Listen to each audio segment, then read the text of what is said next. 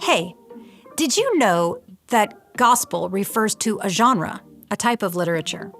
The Gospels of the New Testament are the only of their kind with no parallel anywhere outside the early Christian writings.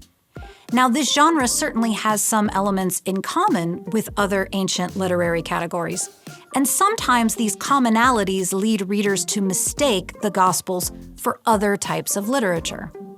For instance, the Gospels are often mistaken for biographies of Jesus. But ancient biographies use various categories to survey a famous person's life. The Gospels have a plot structure, not a categorical structure that lists different aspects of Jesus' life, personality, and character. Besides, the word gospel refers to good news, happenings or events occurring in space and time.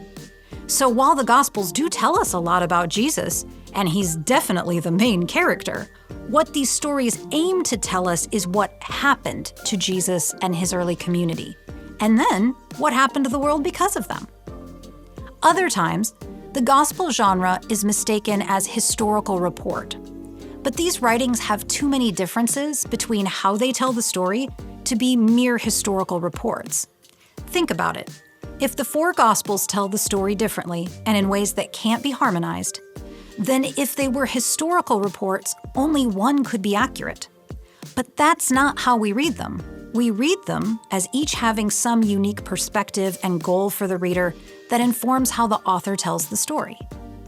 Additionally, the Gospels use literary devices, things like plot, character development, tropes, motifs, and symbols, too many to be mere reporting about what happened. These kinds of devices demonstrate that the authors of the Gospels are not merely compiling historical accounts of Jesus' doings, but rather the authors are literary creators, using events in the Christian tradition to craft a story with a life all its own. Also, none of the Gospel writers refer to their creations as histories. The Gospel writer Luke offers us a preface to his Gospel, wherein he describes his composition as a diegesis, a narrative. That right there instructs us to read the Gospel as a narrative, not a historical report.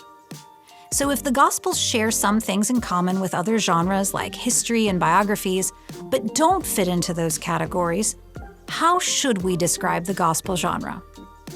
The Gospel genre is a person-centered narrative that tells the story of Jesus and the events of the early Christian community in such a way that shapes Christian identity and faith. So the first evangelists were literary pioneers, creating an entirely new type of storytelling. Did you know this? Well, now you know.